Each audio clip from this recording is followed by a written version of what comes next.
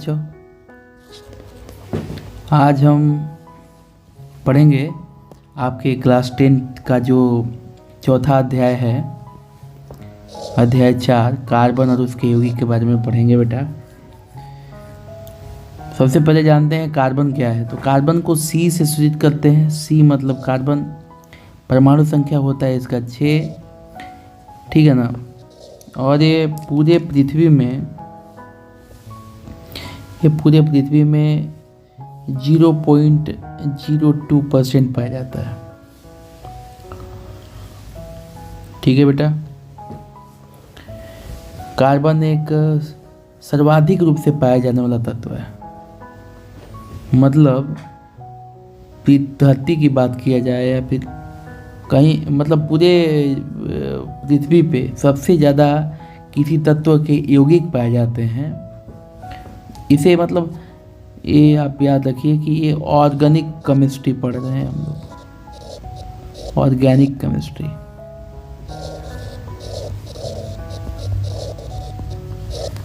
Chemistry के 3 part होते हैं।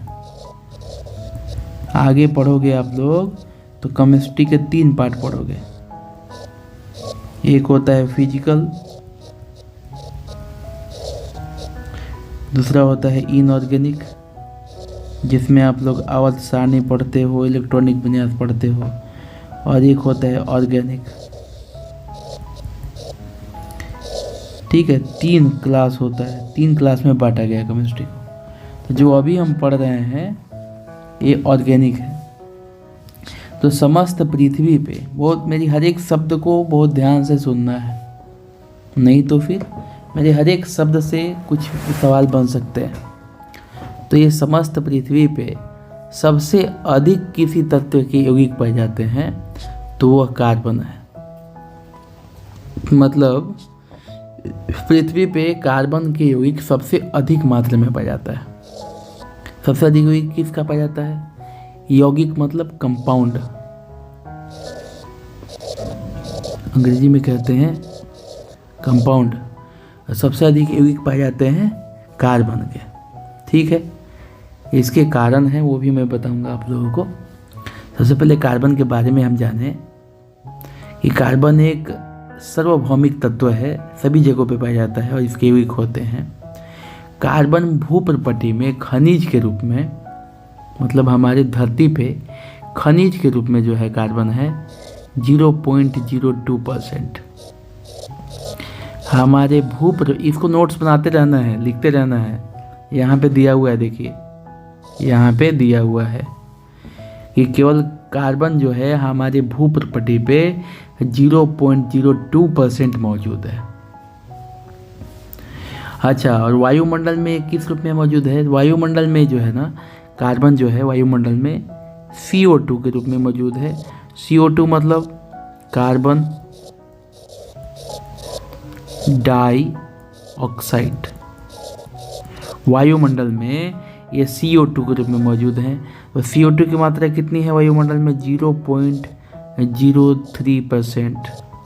ये आप लोगों को याद होना चाहिए कि वायुमंडल में कार्बन डाइऑक्साइड की मात्रा कितनी है? 0.03%।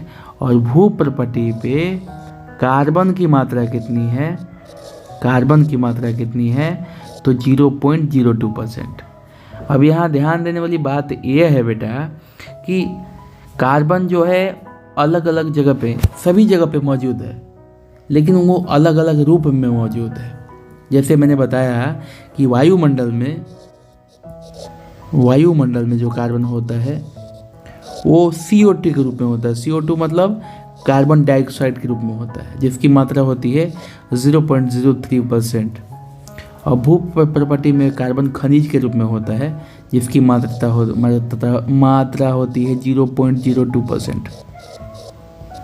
तो 1 नंबर के सवाल में आपसे पूछा जा सकता है, इसलिए आपको ये चीज़ पता होना चाहिए। अब आगे सुनिए।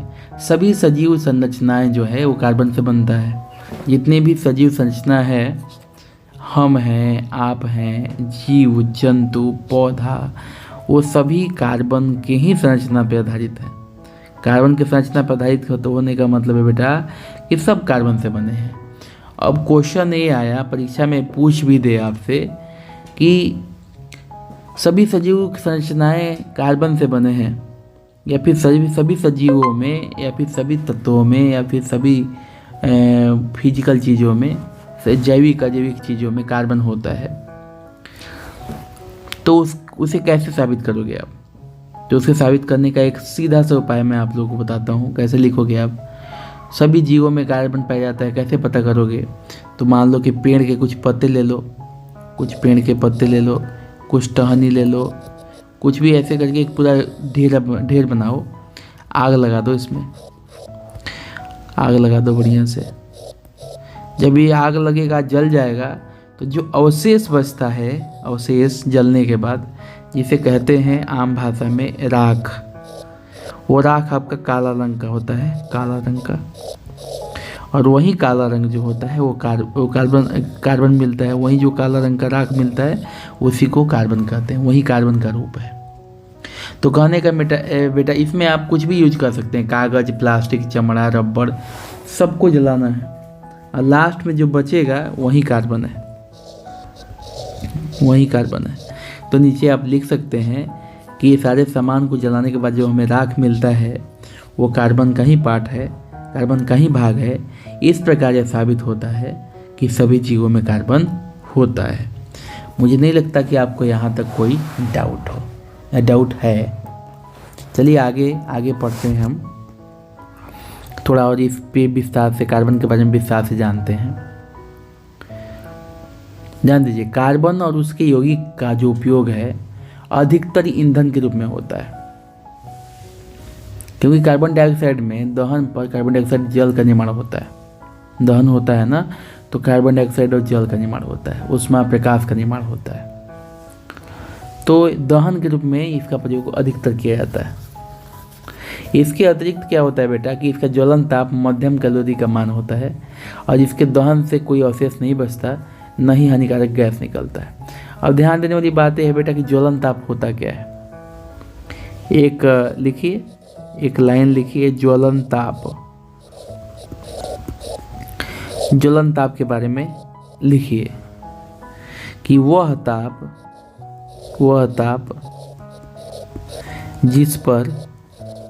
जिस पर कोई पदार्थ आग पकड़ लेता है उसे ज्वलन ताप कहते हैं। तो ज्वलन ताप ये है बेटा कि जिस पर कोई पदार्थ जो है आग पकड़ लेता है वो ज्वलन ताप कहलाता है।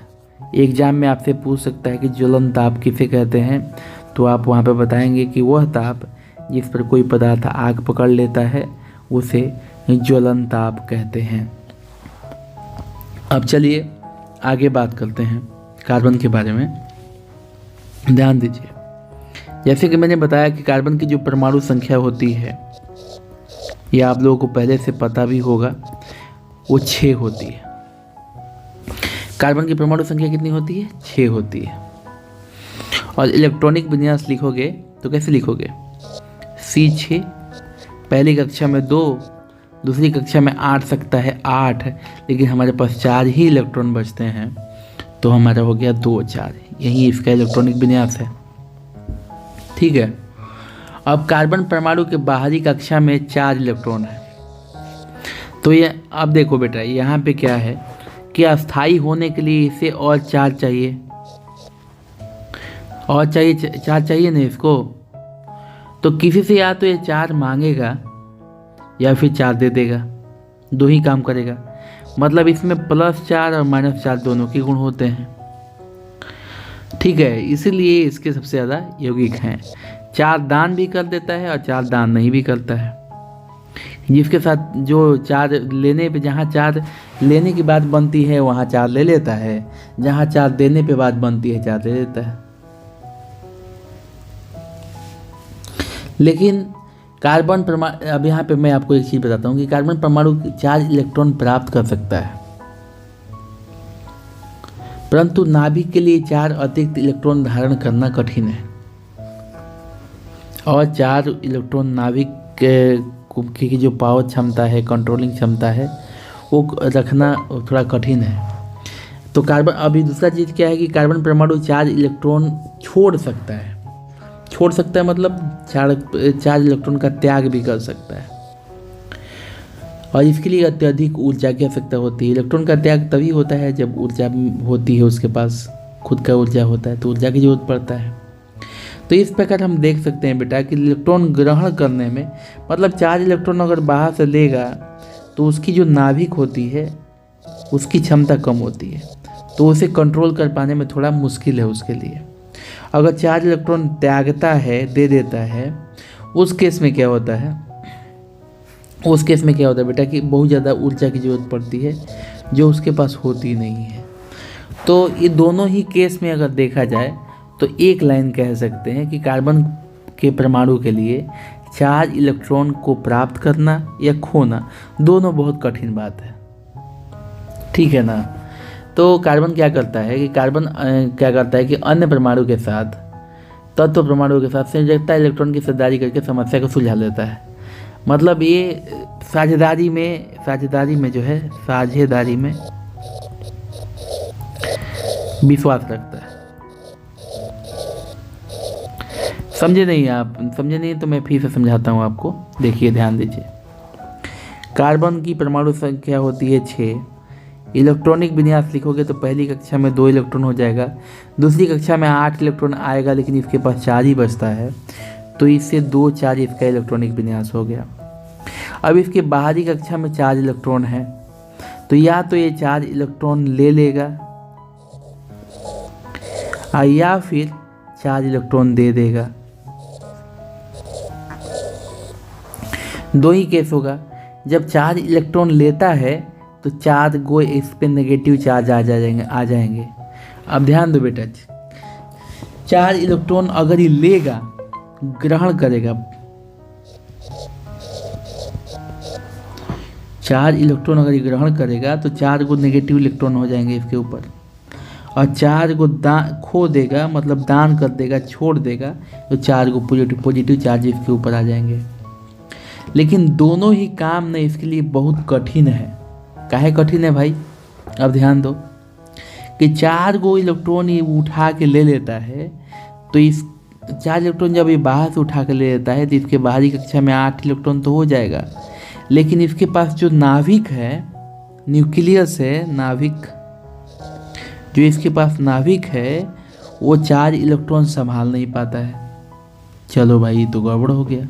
यानी 4 इलेक्ट्रॉन वो लेता है तो ये तो बड़ा मुश्किल है, क्योंकि नाभिक संभाल ही नहीं पाएगा। घर में 4 लोग आ गए और संभाल ही नहीं पाओगे तो बड़ा मुश्किल काम हो जाएगा, फिर तो घर ही टूट जाएगा। चलो भाई, पहले का कंडीशन तो ख़त्म हो गया, ग्रहण नहीं कर सकता है 4 इलेक्ट्रॉन, कंडीशन ही ख़त्म हो गया। अब दूसरा कंडीशन है खो देना। जो 4 इसके पास बाहरी कक्षा में पड़ा है, वो 4 ख़त्म करके यहाँ 0 कर देना, एक ही कक्षा में 2 रखना। अब ये भी नहीं कर सकता। क्यों नहीं कर सकता बेटा? क्योंकि इसके पास ऊर्जा की कमी होती है, ऊर्जा की कमी होती है, और 4 इलेक्ट्रॉन का त्याग करने में, 4 इलेक्ट्रॉन का जब त्याग करोगे तो बहुत ज़्यादा एनर्जी की ज़रूरत पड़ती है, और ऊर्जा तो कम है, तो कैसे त्याग करेगा? ये भी नहीं कर पाता है बेचारा। इस प्रकार जो है ये भी इस पे लागू नहीं होता है। मतलब ये 4 इलेक्ट्रॉन ना दे पाता है और ना ही ले पाता है, बेचारा बीच का रह जाता है। क्या रह जाता है बेचारा? बीच का रह जाता है।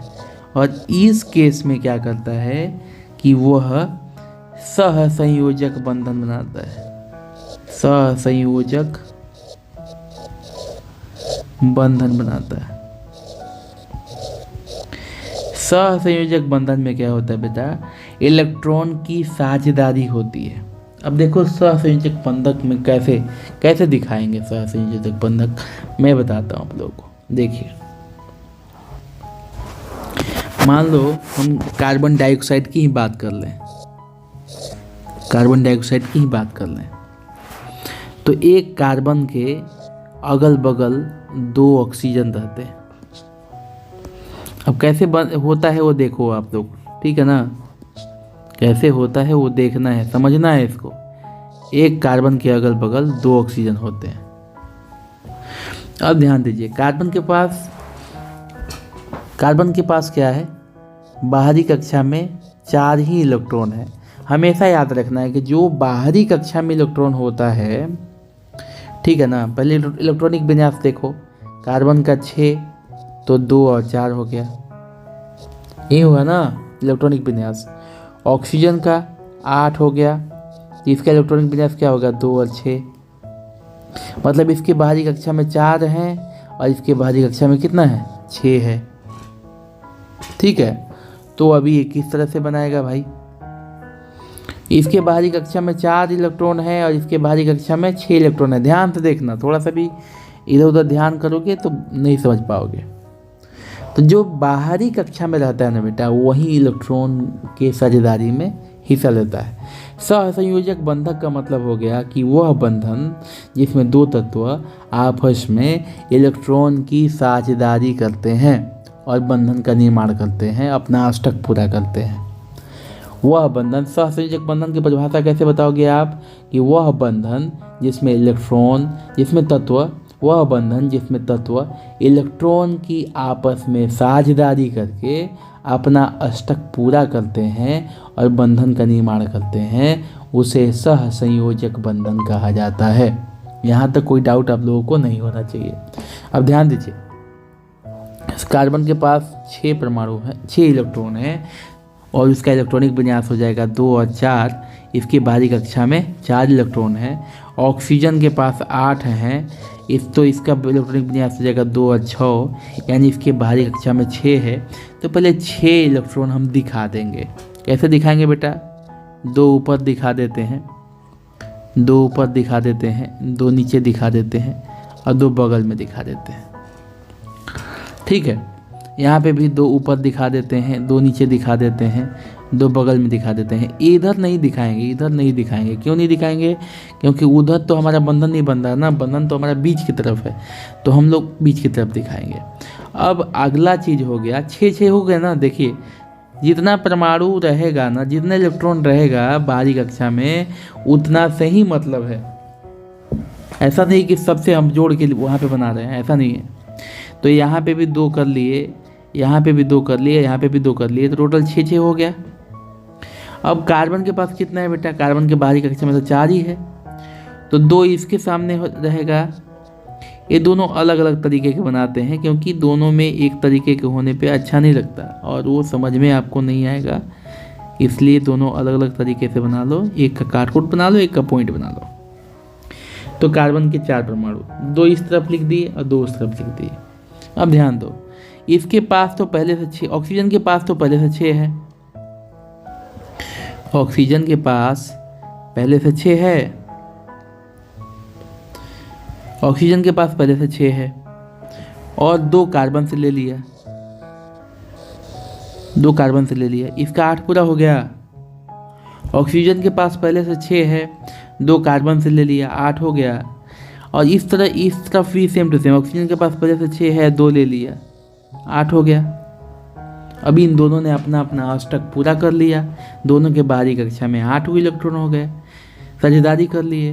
अब बेचारा कार्बन क्या करेगा, तो कार्बन क्या करेगा, इस वाले ऑक्सीजन से 2 ले लेगा और इस वाले ऑक्सीजन से भी 2 ले लेगा और दोनों लेके अपना अष्टक पूरा करेगा। कैसे ले लिया, इस वाले ऑक्सीजन से 2 ले लिया और इस वाले ऑक्सीजन से भी 2 ले लिया, 4 हो गया। और 4 तो इसके पास पहले से है, 4 और 4 कितना हो गया, 8 हो गया। और इस प्रकार ये बंधन बना लेते हैं, अष्टक भी पूरा हो जाता है और किसी प्रकार का कोई दिक्कत भी नहीं होता। तो मुझे उम्मीद है आप लोग समझ पा रहे होंगे मेरे कहने के तात्पर्य को। समझ पा रहे हो या नहीं समझ पा रहे हो, फिर भी मैं एक बार और एक उदाहरण के साथ आप लोगों को समझाने का प्रयास करूँगा।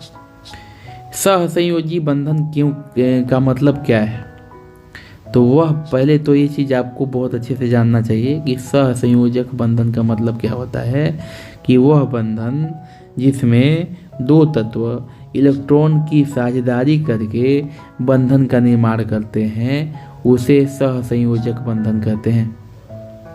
अच्छा ठीक है ना। उसमें क्या होता है कि दो तत्व इलेक्ट्रॉन की आपस में साझेदारी करके अपना अष्टक पूरा करते हैं। अष्टक मतलब क्या होता है बेटा? अष्टक मतलब होता है कि बाहरी कक्षा में अपना पूरा का पूरा 8 इलेक्ट्रॉन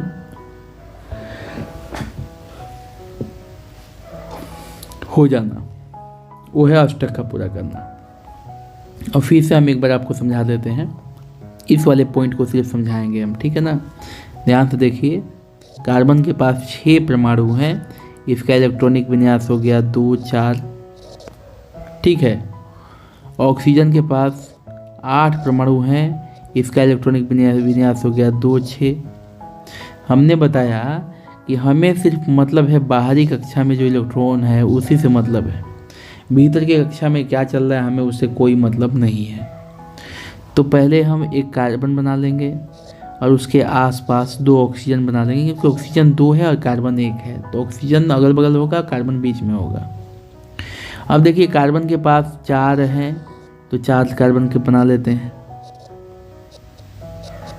ऑक्सीजन के पास 6 है, तो ऑक्सीजन के पास 6 बना लेते हैं। दोनों को अलग अलग तरीके से बनाएंगे, क्योंकि दोनों एक तरीके से बनेगा तो समझ में नहीं आएगा कि दोनों का क्या अलग है क्या एक है। अब ध्यान देने वाली बात यह है बेटा कि ऑक्सीजन के पास पहले से कितना है, 6 है, और 2 ए ले लिया, ए वाला 2 ले लिया, तो इसके पास 8 हो गया। तो ये 6 और ये 2 लेके अपना बंधन बना लिया, इसके बाहरी कक्षा में 8 इलेक्ट्रॉन हो गया, ए स्थायी हो गया।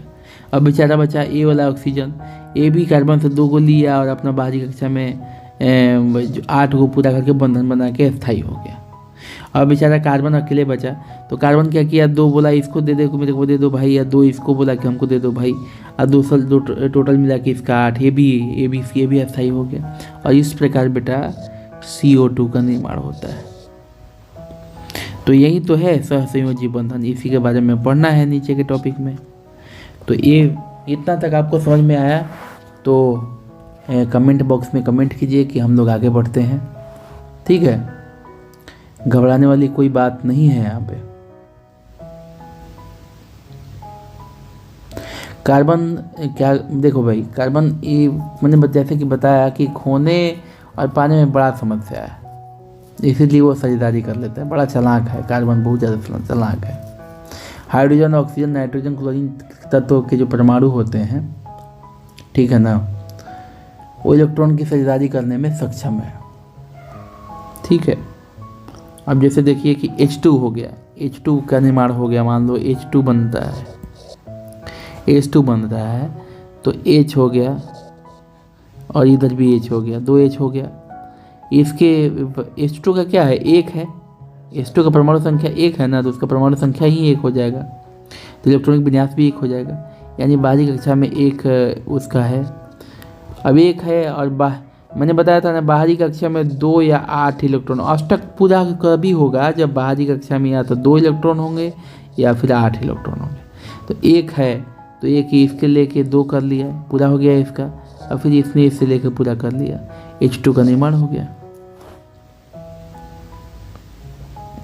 तो इसी प्रकार ये अष्टक पूरा करते हैं, जैसे आपका यहाँ पे दिया हुआ है, देखिए इस उदाहरण में दिया हुआ है कि ये यहाँ पे अष्टक पूरा कर रहे हैं, यहाँ पे अष्टक पूरा हो रहा है, ठीक है ना। ये थोड़ा सा, अब जैसे O2 हो गया बेटा, O2 हो गया, तो ऑक्सीजन के कितना होता है बाहरी कक्षा में, 6 को होता है, तो यहाँ पे एक O1, यहाँ पे ये 2 2 4 और ये 6, 2 2 4 और ये हो गया 6, ये इससे 2 लेके अपना 8 पूरा कर लिया, और ये 2 से लेके अपना 8 पूरा कर लिया, तो दोनों का 2 लेके अपना 8 पूरा कर लिया, अष्टक का निर्माण हो गया। अब N2 हो गया, N2 है ना, N2। अब N देखो, N का परमाणु संख्या कितना होता है, 5, 2 और 3 इसका इलेक्ट्रॉनिक विन्यास होगा बेटा, 2 और 3 ही इलेक्ट्रॉनिक विन्यास होगा ना। बाहरी कक्षा में कितना है, बाहरी कक्षा में मैं पूछूंगा बाहरी कक्षा में कितना है, तो आप बताएंगे कि 3 है सर। जब बाहरी कक्षा में 3 है तो यहाँ पे भी N और यहाँ पे भी N लिखिए, और सबसे सामने ही में ही इसका 3 लिख लीजिए। अब आप कहेंगे कि इसका अष्टक तो पूरा ही नहीं हो रहा, तो नाइट्रोजन का परमाणु संख्या हम शायद गलत लिख दिए हैं हम, ठीक है, 5 नहीं होता है। Hydrogen, helium, lithium, beryllium, boron, carbon, nitrogen 7 होता है बेटा। तो 2 और 5 होगा। बाहरी कक्षा में 5 है तो 2 इस तरफ कर लिए, 3 उस तरफ कर लिए, ठीक है ना। 2 इस तरफ 3 उस तरफ, 5 है और 3 ले लिए, 8 हो गया। और फिर यहाँ से भी 5 है और 3 ले लिए, 8 हो गया। जहाँ अब यहाँ पे देखने वाली बात है बेटा कि सहसंयोजी आबंधन जो है, सहसंयोजी आबंध जो यहाँ पे लिखा हुआ है, यह 3 प्रकार का होता है। कितने प्रकार का होता है? 3 प्रकार का होता है। कौन कौन? जिसमें 1 इलेक्ट्रॉन की साझेदारी होगी। जिसमें क्या होगी? 1 इलेक्ट्रॉन की साझेदारी होगी। जैसे कि यहाँ पे हाइड्रोजन का, यहाँ पे हाइड्रोजन का 1 इलेक्ट्रॉन का साझेदारी हुआ था ना, मैंने अभी बताया ना। हाइड्रोजन देखो 1 इलेक्ट्रॉन का साझेदारी हुआ तो वहाँ पे सिंगल बॉन्ड बनता है। तो क्या है बेटा, जब 1 इलेक्ट्रॉन की साझेदारी होगी तो इसके टाइप लिख लो। 1 इलेक्ट्रॉन की साझेदारी होगी तो उसे सिंगल सहसंयोजी मत, सिंगल हिंदी में पढ़ लो इसको, उसे कहते हैं एकल। और उसके बाद बगल में लिख देना एकल सहसंयोजी आबंध। और जब 2 इलेक्ट्रॉन की साझेदारी होगी जैसे ऑक्सीजन, तो उसे कहते हैं डबल, बोलते हैं द्विबंधन, या फिर डबल बॉन्ड। अंग्रेजी में तो डबल बॉन्ड बोलते हैं, डबल बॉन्ड।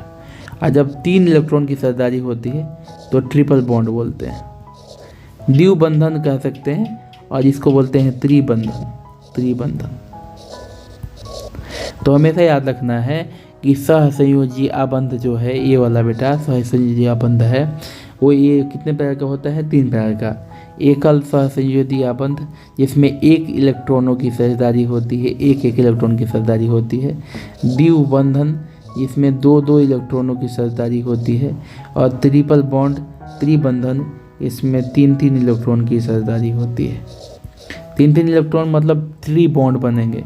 अब देखो बेटा, यहाँ पे N और N के बीच में 3 इलेक्ट्रॉनों की साझेदारी हुई है, तो इसे कैसे लिखेंगे? N लिखेंगे और 3 को बंधन दिखाएंगे और फिर N लिखेंगे, इस तरीके से लिखेंगे। ऑक्सीजन के बीच में 2 इलेक्ट्रॉन की साझेदारी हुई है तो डबल बॉन्ड हो जाएगा, यहाँ पे O करेंगे। और हाइड्रोजन के बीच 1 इलेक्ट्रॉन की साझेदारी हुई है तो H और H के बीच में 1 बॉन्ड लिखेंगे, इस प्रकार दिखाएंगे। तो यहाँ तक तो मुझे उम्मीद है कि आप लोग समझ गए होंगे कि क्या कहना चाहता हूँ मैं, क्या कहने का मतलब क्या है मेरा, आप लोग समझ ही गए होंगे।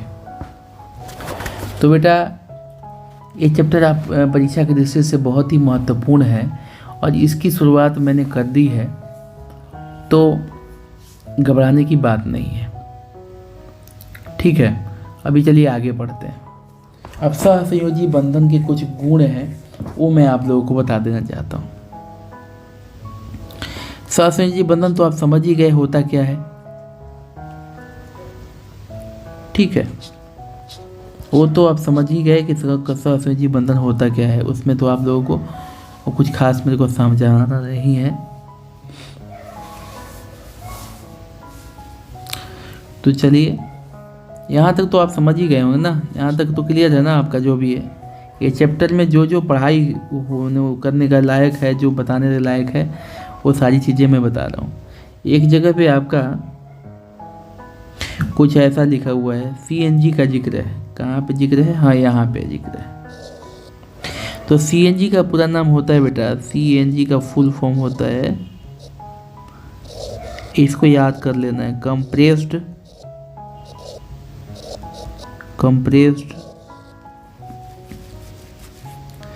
नेचुरल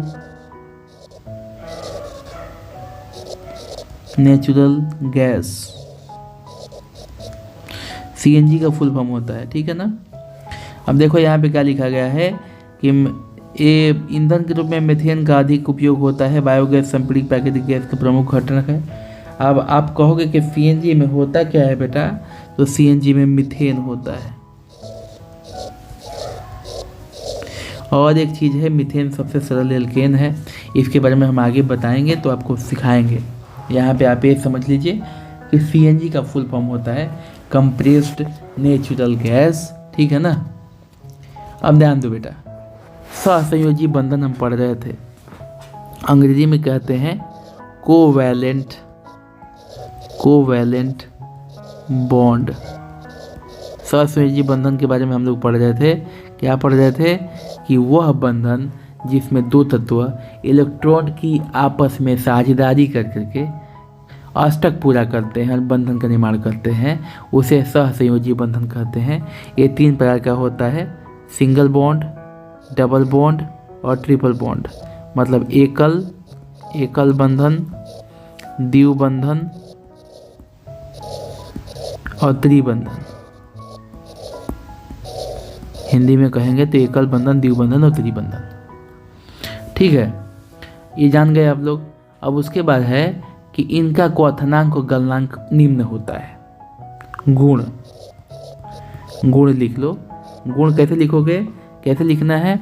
सहसंयोजी बंधन के गुण क्या है? इनके क्वथनांक मतलब उबलना, जिसपे पानी उबलने लगता है ना, क्वथनांक बोलते हैं। तथा गलनांक, जिस पर कोई चीज़ गल जाता है ना, उसे गलनांक, गर्म करने पर गल जाए उसे गलनांक कहते हैं। गलनांक कम होते हैं। किसके कम होते हैं? सहसंयोजी बंधन के। दूसरा पॉइंट लिखना है आपको,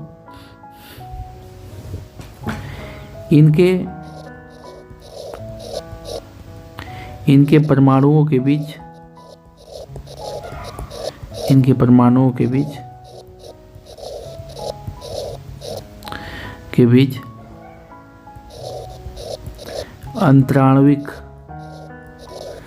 अंतराणुक भी लिख सकते हैं या अंतराण्विक भी लिख सकते हैं। अंतराण्विक ही लिखिए, अंतर आणविक बल कमजोर होता है। क्या होता है बेटा? कमजोर होता है। तीसरा पॉइंट लिख लीजिए, ये विद्युत के कुचालक होते हैं। ये विद्युत के कुचालक होते हैं। तो ये आपको मतलब ये 3 गुण मैं लिखवा दिया हूँ, तो ये आपको याद होना चाहिए। ठीक है ना? अब देखिए, इसके इतना तक तो हो गया। अभी मैं आप लोगों को अपरूप बता दूंगा। अपरूप भी जानना बहुत ज़रूरी है। उसके बाद हम नीचे में पढ़ेंगे। ये कार्बन सर्वतानुमुखी प्रकृति का मतलब, इसका मतलब ये हो गया कि सब प्रकृति में सभी जगह पाया जाता है। तो कैसे पाया जाता है, इसका कारण क्या है, उसके बारे में हम लोग यहाँ पे बहुत ही गहनता से अध्ययन करेंगे। ठीक है बेटा, तो टेंशन लेने वाली कोई बात नहीं है। हम लोग इस प्रश्न, यहाँ तक के जो प्रश्न है वहाँ तक आज सीखेंगे। ठीक है, तो अभी जो आपके यहाँ पे दिया हुआ है,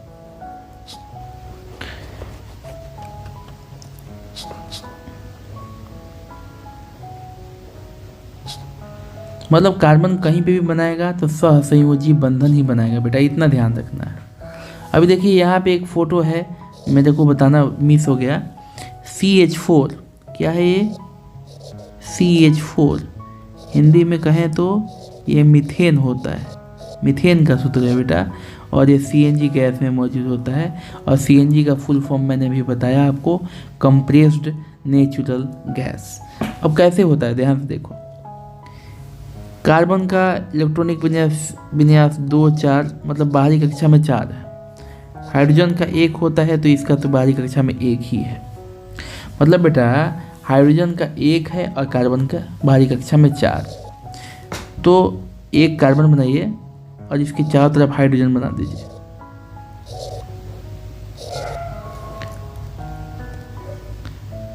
ये हाइड्रोजन के 1 परमाणु हैं और ये कार्बन के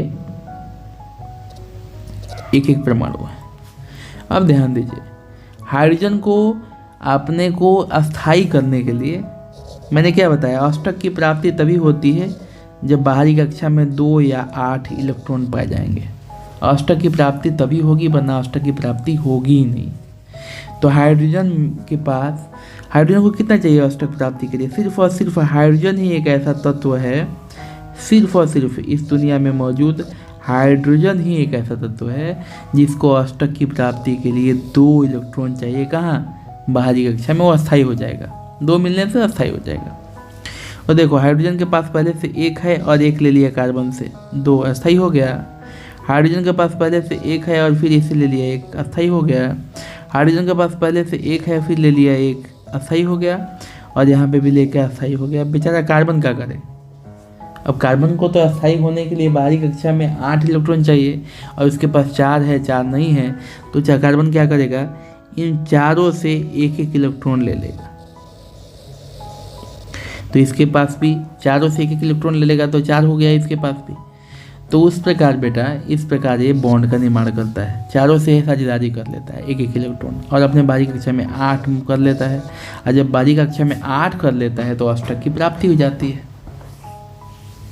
ठीक है, तो ये हुआ आपका मीथेन के बारे में। तो मीथेन के बारे में भी मैंने आप लोगों को बता ही दिया। अभी हम लोग पढ़ेंगे कार्बन के अपरूप के बारे में पढ़ेंगे, और अपरूप पढ़ने के बाद प्रश्न उत्तर करेंगे और उसके बाद कल पढ़ाई होगी। कल फिर मैं आपके सामने एक वीडियो लेके आऊँगा और उसको हम लोग अच्छे से पढ़ेंगे। पहले बेटा आपको ये जानना ज़रूरी है, बहुत ज़रूरी है। चैप्टर के एंड में चलते हैं, ठीक है। एक बढ़िया पेज में समझा देता हूँ कि अपरूप होता क्या है। अपरूप होता क्या है, ये जानना जरूरी है। तो बेटा अपरूप उसे कहते हैं, मैं आपको बता देता हूँ, इसको डिटेल में बढ़िया से परिभाषा लिखवा देता हूँ। ध्यान से देखिए कैसे इसका परिभाषा लिखेंगे।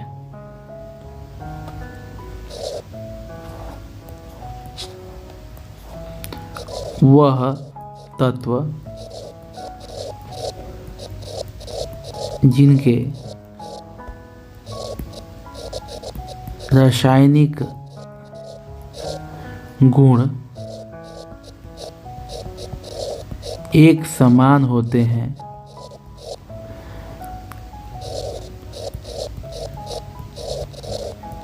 तथा भौतिक गुण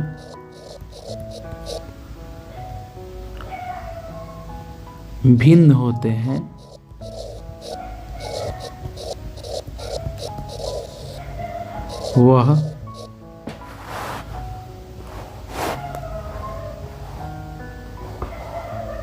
वह जो है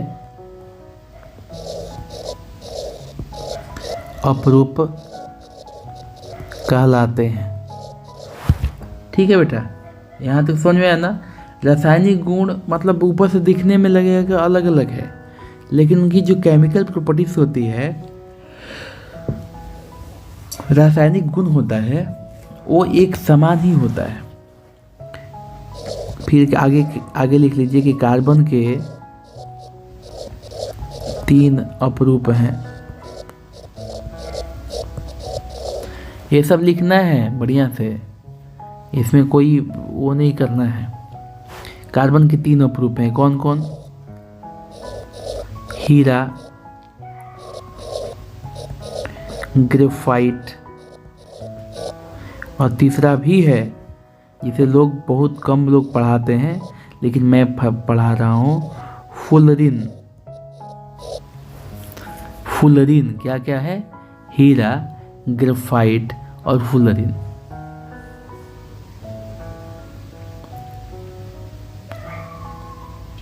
ठीक है, ये 3 होते हैं इसके अपरूप।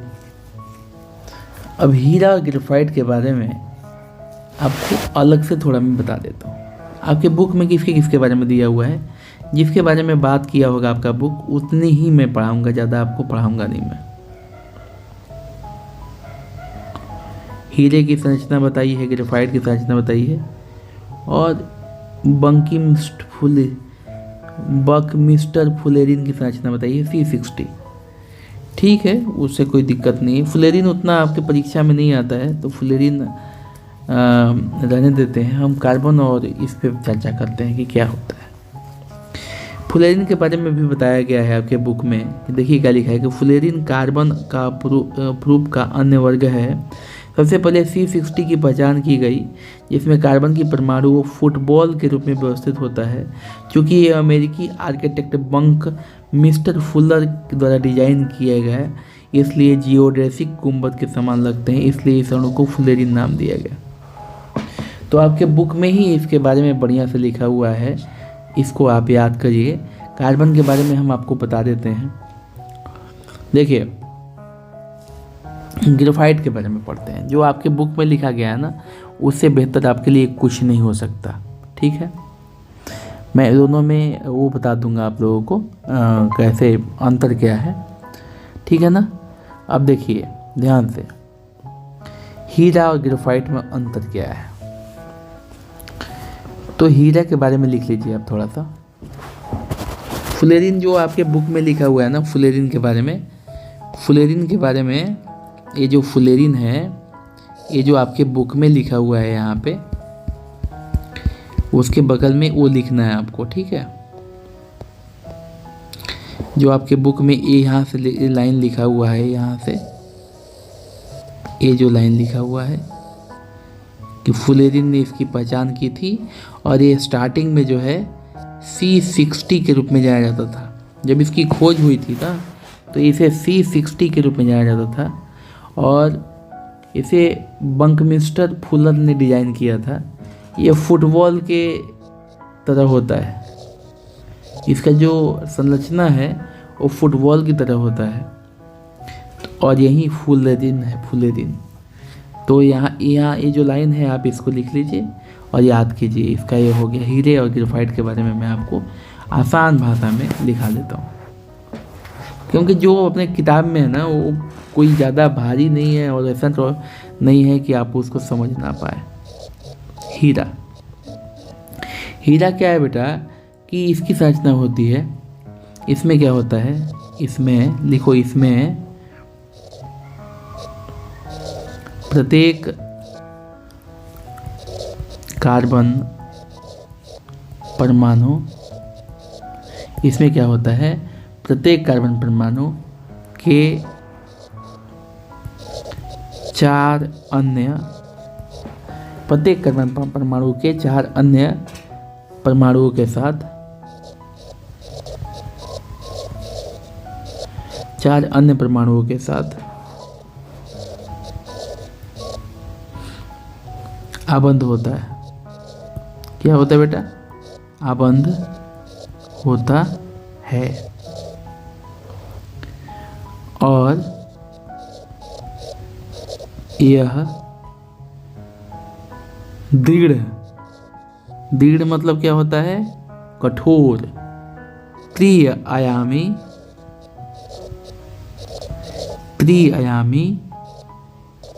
संरचना बनाता है।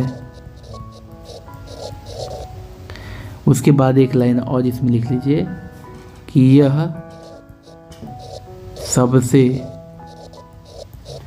कठोर पदार्थ है। हीरा क्या है, हीरा बेटा इस दुनिया का सबसे कठोर पदार्थ है। यह विद्युत का कुचालक है। इसका घनत्व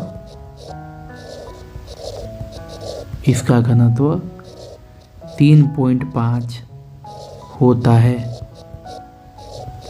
ये आपके बुक में नहीं है बेटा, इसलिए हमको इसको लिखाना पड़ा। तो इतना आपको ध्यान में रखना है।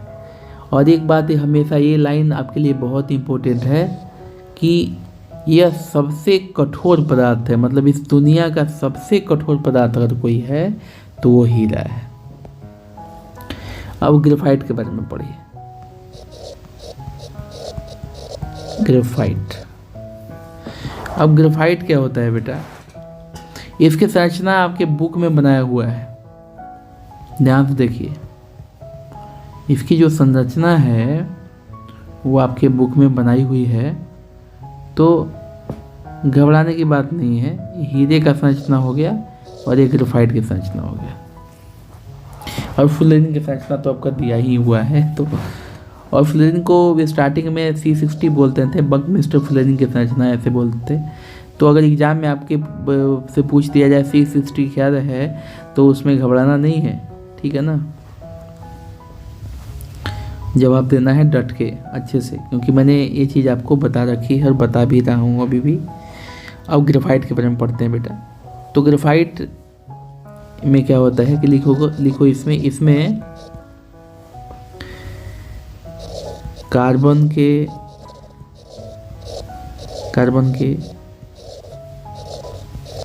प्रत्येक परमाणु का आबंधन,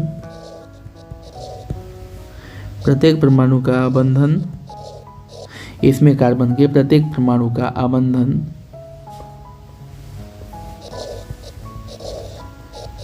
कार्बन के 3, उसमें क्या था, हीरा में क्या था, 4 था ना, इसमें 3 अन्य परमाणु के साथ होता है। परमाणु के साथ एक ही तल में होता है, एक ही तल में होता है। अच्छा, अब बात करते हैं कि इसकी संरचना कैसी होती है।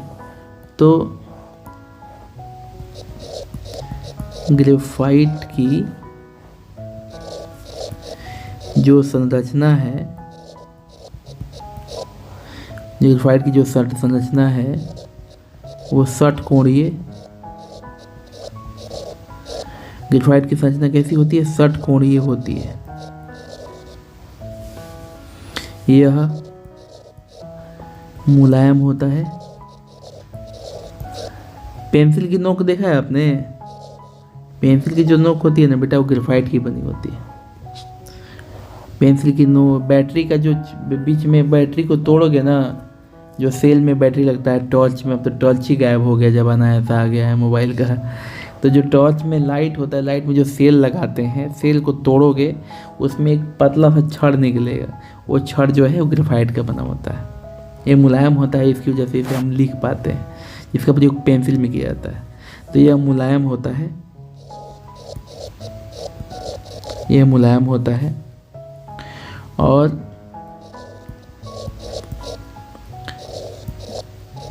विद्युत का सुचालक होता है, मतलब इससे विद्युत धारा बहती है,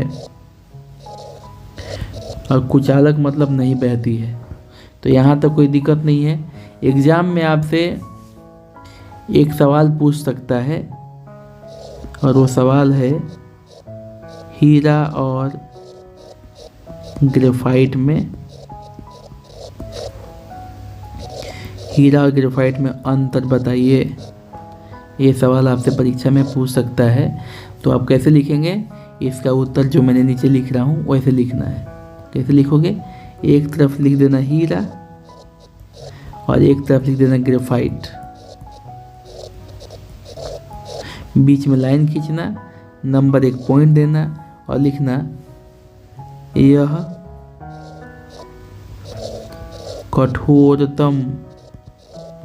कठोरतम पदार्थ है।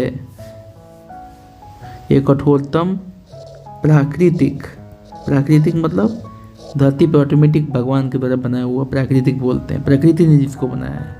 यह कठोरतम प्राकृतिक पदार्थ है।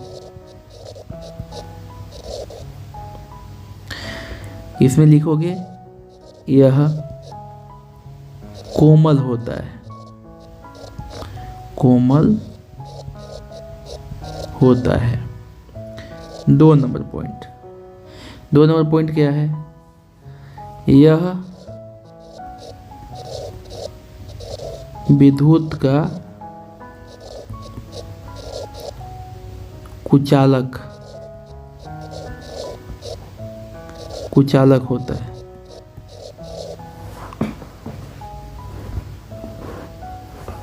और ध्यान देना है बेटा यहाँ पे एक चीज़, यह विद्युत का कुचालक होता है और उष्मा, उष्मा माने गर्मी का सुचालक होता है।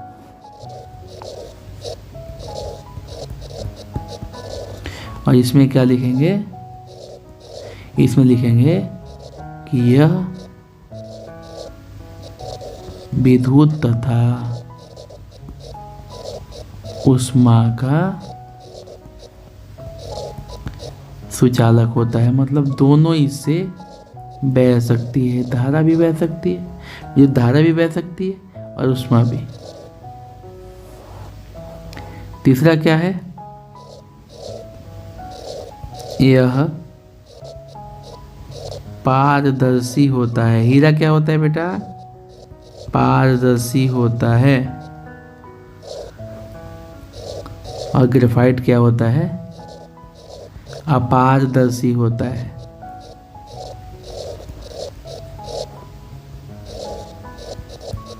अब कुछ गधे ऐसे भी हैं जिनको पारदर्शी और अपारदर्शी का मतलब नहीं पता होगा। तो पारदर्शी उसे कहते हैं कि जिसके आर पार देखा जा सके, और अपारदर्शी उसे कहते हैं जिसके आर पार नहीं देखा जा सके। एक और पॉइंट लिख लो, 4 नंबर दोनों में 4-4 लिख लो, 3 में से कोई एक भूल भी गए तो कोई दिक्कत नहीं है। इसका प्रयोग कांच को काटने तथा आभूषण, आभूषण मतलब क्या हो गया, गहना, गहना जो आभूषण मम्मी लोग तुम्हारा पहनता है ना, वही आभूषण बनाने में होता है। और इसका लिखोगे, इसका प्रयोग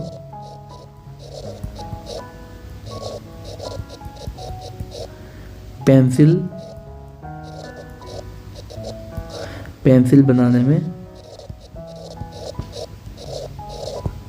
तथा विद्युत सेल बनाने में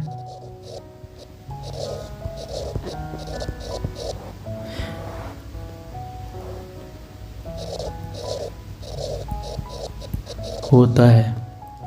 तो बेटा ये हुआ अंतर, ये आपसे परीक्षा में पूछता है।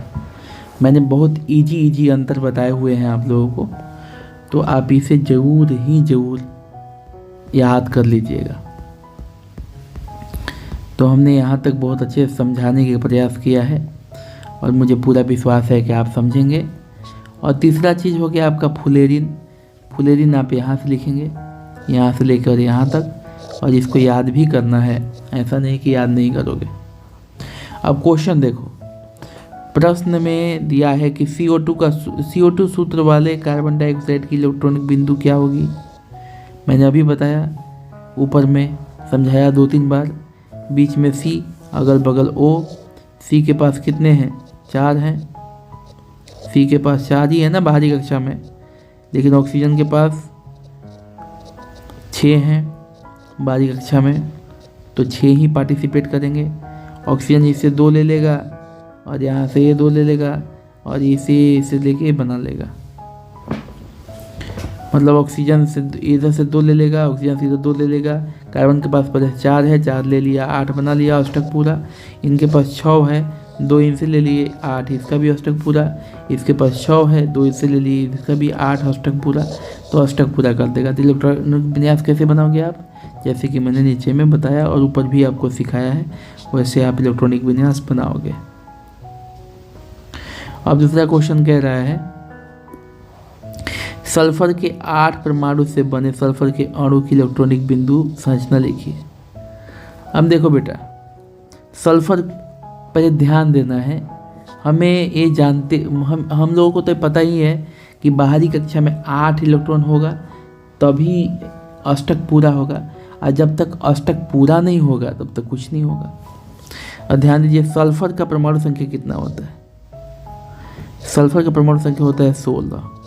और जब इसका इलेक्ट्रॉनिक विन्यास आप लिखेंगे तो 2, 8, 10, और 6 16 बचेगा। 16 होगा ना इसका परमाणु संख्या। कोई दिक्कत नहीं, कोई दिक्कत नहीं।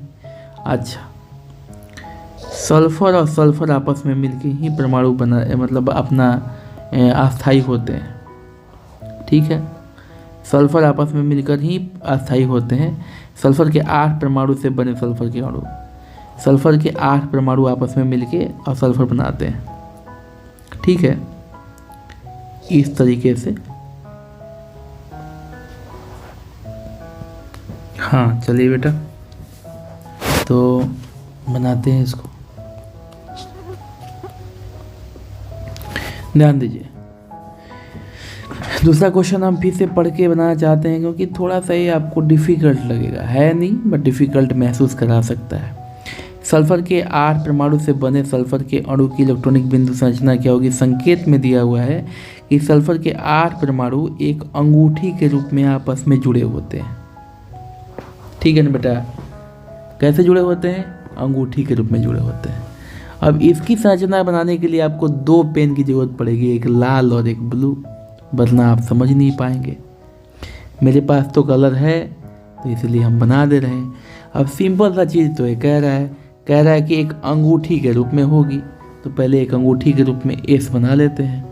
बनाइए, एस 2 गो हो गया, 3 गो हो गया, 4 गो हो गया इधर, और एक और ऐड कर देते हैं 5 6 7 8 गो एस हो गया ना। 3 गो ऊपर, 3 गो नीचे, 2 गो बीच में। अब ध्यान दीजिए, अब 8 एस के पास, अब एस के पास एस का इलेक्ट्रॉनिक विन्यास क्या है? एस 16, यानी 2 8 6 है। कितना है बेटा? 6 है। तो ध्यान दीजिए, 2 ऊपर बना लीजिए, 2 नीचे बना लीजिए, और एक अगल बगल। ठीक है, इस तरीके से बनाइए, अच्छा रहेगा। 2 ऊपर, 2 नीचे, एक अगल बगल, फिर 2 ऊपर, 2 नीचे, एक अगल बगल, 2 ऊपर। अब यहाँ पे थोड़ा सा चेंजेस आएगा बेटा, यहाँ पे थोड़ा सा चेंजेस आएगा।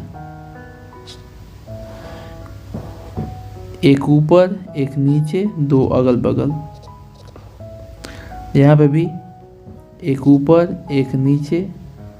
रुको, हम बढ़िया से लिख नहीं पाए हैं, इसको थोड़ा सा बढ़िया से समझाने के लिए लिखना पड़ेगा। S S S S S S S और एस, 3 3 6 2 8। अब ठीक है, अब समझाते हैं। 2 ऊपर, ए वाला पेन ठीक नहीं है, 2 ऊपर, 2 नीचे, अगल बगल। ठीक है, तो यहाँ पे भी एक ऊपर, एक नीचे, 2 अगल, 2 बगल। एक ऊपर, एक नीचे, 2 अगल और 2 बगल। एक ऊपर, एक नीचे, 2 अगल, 2 बगल। ठीक है, 2 ऊपर, 2 नीचे, एक अगल, एक बगल। फिर 2 ऊपर, 2 नीचे, नहीं 2 ऊपर 2 नीचे नहीं होगा।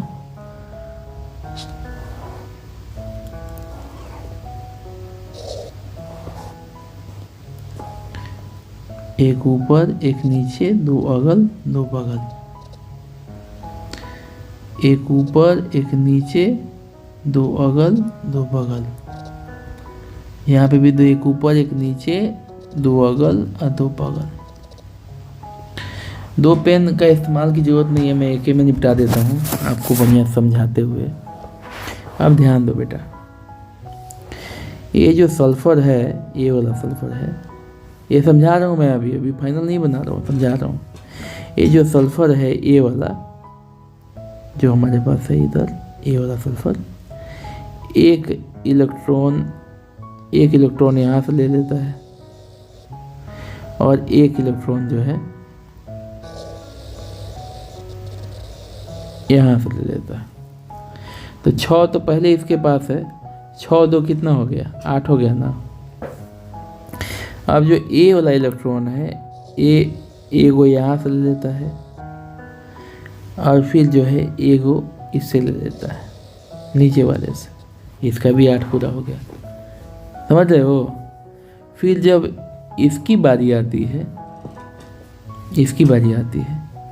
तो यह क्या करता है कि एक यहाँ से ले लेता है और एक नीचे से ले लेता है, इसका भी पूरा हो गया। ऐसे करते करते सबका क्या होगा, 8 8 8 8 8 8 सबका क्या हो जाएगा, पूरा हो जाएगा।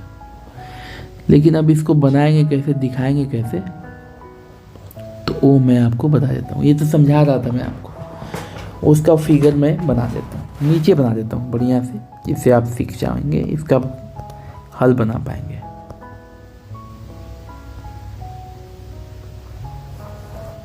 मतलब ये जो हो, यहाँ पे जो बॉन्ड बनेगा कैसे बनाओगे आप, लिखोगे, दूसरा नंबर क्वेश्चन हम लोग बना रहे हैं, ठीक है बेटा। लिखोगे कि वी नो डैट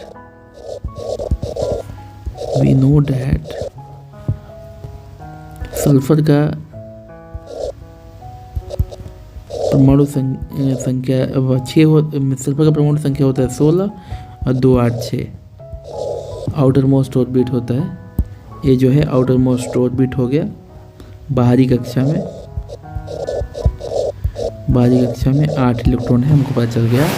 यानी एक इलेक्ट्रॉन की साझेदारी करेंगे। कैसे करेंगे बेटा, एक इलेक्ट्रॉन की साझेदारी करेंगे, एक ऊपर एक नीचे करो, S S S S S S, ए से एक इलेक्ट्रॉन से जुड़ा रहेगा। ए इससे क्या होगा, एक इलेक्ट्रॉन से जुड़ा रहेगा। और इसका इलेक्ट्रॉनिक कॉन्फ़िगरेशन कैसे बनाएंगे, बी डॉट संरचना कैसे बनाएंगे, वो भी मैं आपको दिखा देता हूँ।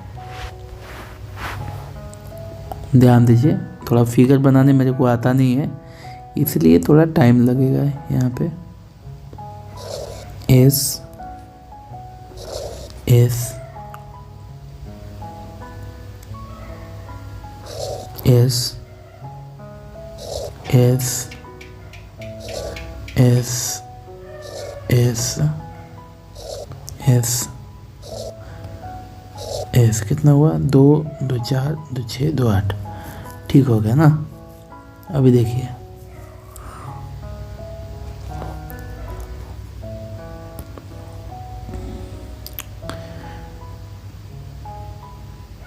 दो ऊपर 2 नीचे, ठीक है। उसके बाद जब ये मिलाएगा, इसका फिगर बनाना थोड़ा मुश्किल है, हम बना नहीं पा रहे हैं, ठीक है ना। 1 सेकंड बनाता हूँ, या फिर मैं डाउनलोड करके दिखा दूँ क्या, डाउनलोड करके समझा देता हूँ ना, आप लोग बना लीजिएगा, ठीक है। या फिर बना देता हूँ, वरना तुम लोग कहोगे कि मेरे को फिगर बनाने नहीं आता।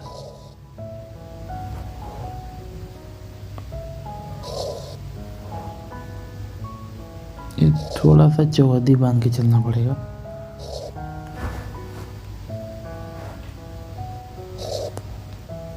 दो 4 6,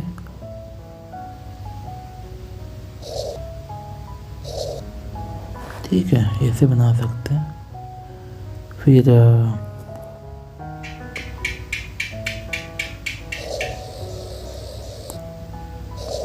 गोल गोल घेरना शुरू,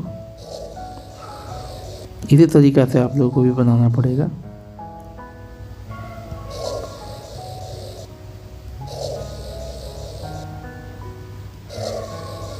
सभी सिंगल कोवैलेंट बॉन्ड बनाते हैं, ठीक है। इस तरीके से आपका बन जाएगा। अब ध्यान दीजिए, दर्शा देते हैं इसमें से अलग अलग पॉइंट करके। कैसे दर्शाएंगे भाई, तो ऊपर तो ग्रीन कर देते हैं, ठीक है, और एक ग्रीन यहाँ पे कर देते हैं, क्योंकि एक इलेक्ट्रॉन की ही साझेदारी करता है वो। यहाँ पे भी एक ग्रीन कर देते हैं, ठीक है। और फिर एक एक ब्लू कर देते हैं। सदारी हो गई, यानी इसके पास क्या है, टोटल के टोटल जो है ब्लू वाले। फिर इस इधर भी एक ग्रीन और एक ब्लू, ठीक है।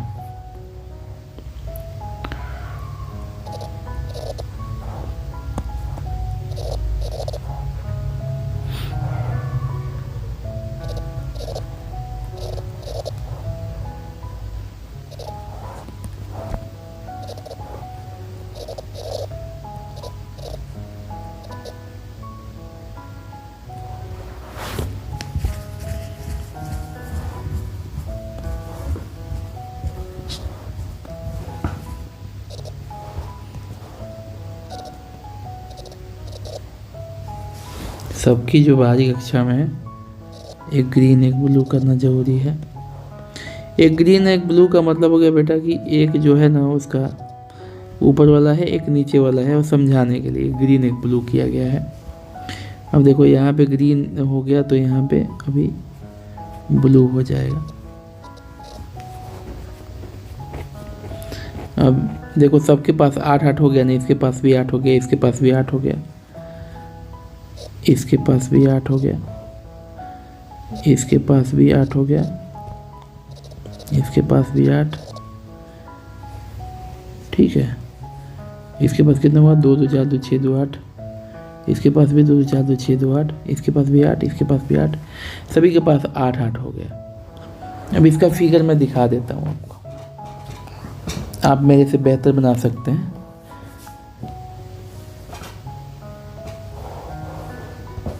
सल्फर डॉट स्ट्रक्चर करके सर्च करोगे ना तो आपको इमेजेस में जाने पे मिल जाएगा। ये जो है, जो बनाया हुआ है किसी ने,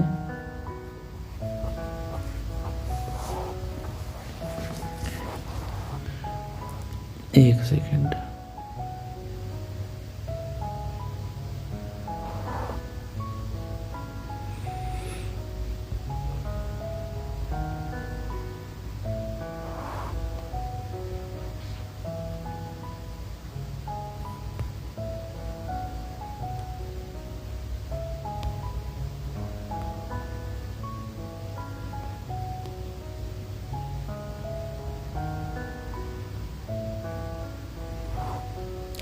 डाउनलोड ही कर लेते हैं इसको।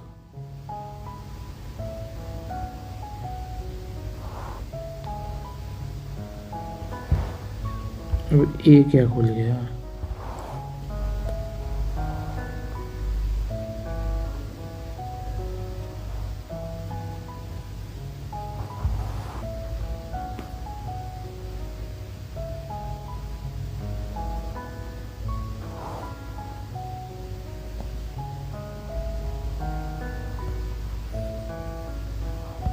ये वाला जो है आपका,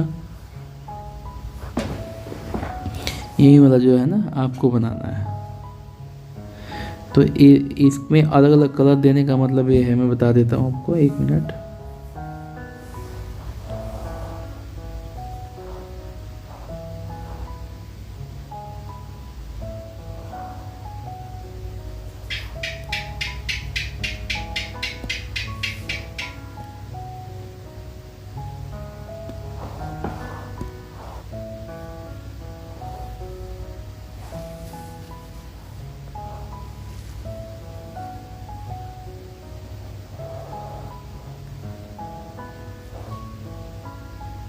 देखो बेटा,